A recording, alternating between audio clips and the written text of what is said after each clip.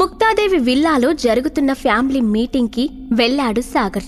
అతన్ని అక్కడ చూడగానే ముక్తా ఫ్యామిలీలో ఉన్న వాళ్ళందరి ముఖాలు అసంతృప్తిగా మారాయి. ఏదో పురుగును చూసినట్టు అసహ్యంగా చూస్తూ, వీడేంటి ఇక్కడ?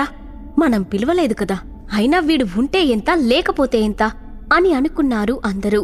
అంతలో అక్కడికి వచ్చిన ముక్తాదేవి కోపంగా అఖిల వైపు చూసి, అఖిల, నీకు ఒక్క పని కూడా సరిగ్గా చెయ్యడం చేతకాదా?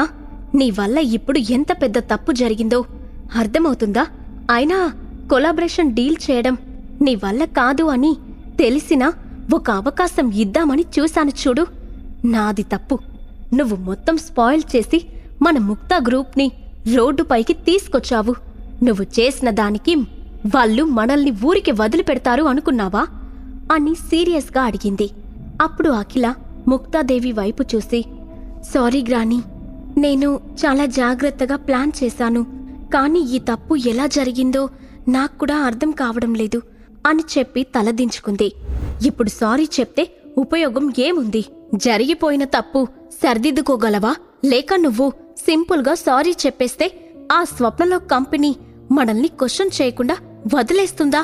ఇంత జరిగిన తర్వాత కూడా గ్రాని నిజంగానే నిన్ను క్షమిస్తుందని అనుకుంటున్నావా అంటూ ముక్తాదేవి మాట్లాడకముందే అఖిలపై విరుచుకుపడ్డాడు స్వరూప్. ఆ తర్వాత వెంటనే ముక్తాదేవి వైపు చూసి, గ్రాని, ఈ అఖిలకు కంపెనీ వర్క్ చేయడం చేతకాదు. ఇకపై ఇలాంటివి జరగకుండా ఉండాలంటే ఆమెను స్వప్నలో కంపెనీ ప్రాజెక్టుకి దూరంగా ఉంచడమే మంచిది. ఇకపై కంపెనీ విషయాల్లో జోక్యం చేసుకోవడానికి వీల్లేదు. లేకపోతే తన కారణంగా మనమంతా తలదించుకోవాల్సి వస్తుంది అని ఆవేశంగా అన్నాడు. అవును గ్రాని, స్వరూప్ చెప్పింది నిజమే అని వెంటనే వంత పలికాడు అతని కజిన్. అందరూ ఆ విషయం గురించి గుసగుసగా మాట్లాడుకోవడం మొదలు పెట్టగానే అక్కడ గందరగోళం నెలకొంది. భిన్న అభిప్రాయాల మధ్య తల పైకెత్తిన ముక్తాదేవి, చూసావు కదా అఖిల, ఇక్కడున్న అందరి అభిప్రాయం అదే. కాబట్టి నువ్వు ఈ క్షణం నుండి కంపెనీ విషయాల్లో ఇంటర్ఫియర్ అవ్వద్దు అని గంభీరంగా చెప్పింది. అది వినగానే అఖిల ముఖం చిన్నబోయింది. నోరు విప్పి ఏదో చెప్పాలని అనుకుంది.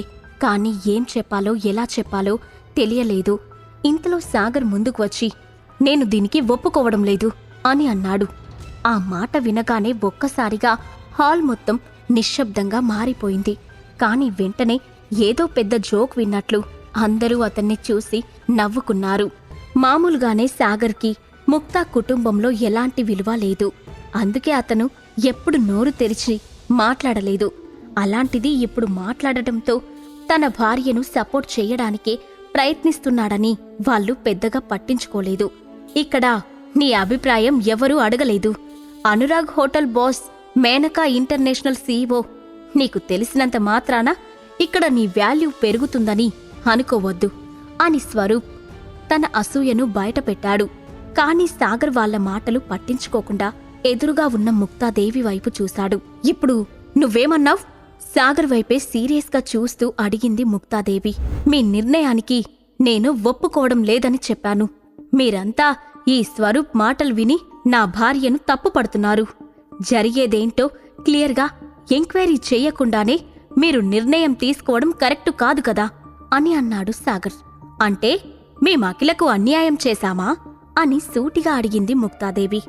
మీరు న్యాయం చేశారో అన్యాయం చేశారో ఎంక్వైరీ చేసిన తర్వాతే తెలుస్తుంది అంతే సూటిగా సమాధానం చెప్పాడు సాగర్. వెంటనే ముందుకు వచ్చిన స్వరూప్, ఏంటి సాగర్, చూస్తున్నాం కదా అని తెగరెచ్చిపోతున్నావ్?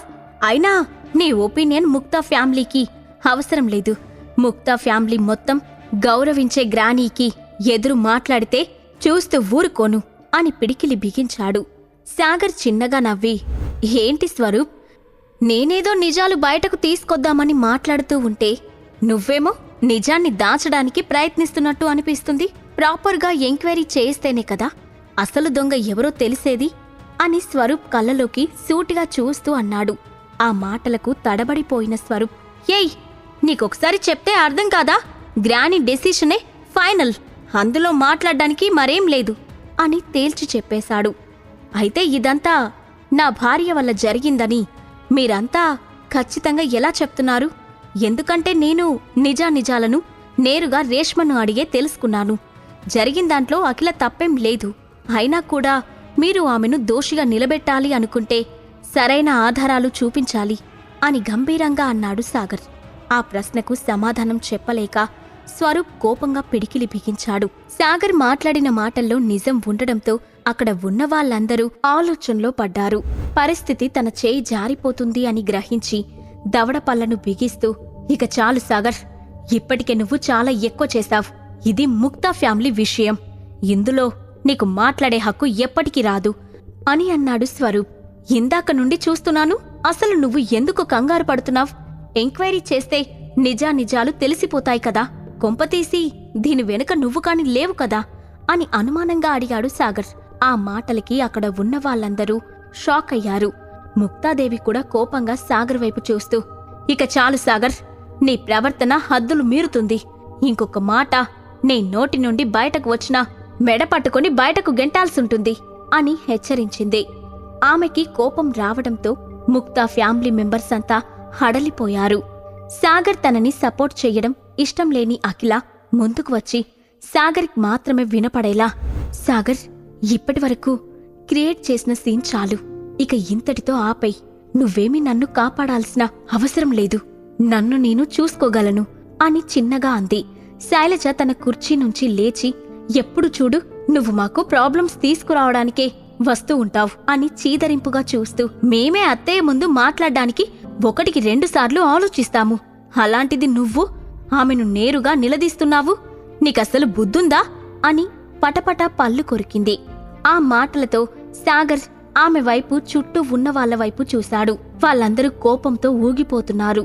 అఖిల కూడా అసంతృప్తిగా ఉండడంతో దాంతో గట్టిగా ఊపిరి పీల్చుకొని, సరే నేనింకేమీ మాట్లాడను అని వెనక్కి వెళ్లి నిలబడ్డాడు.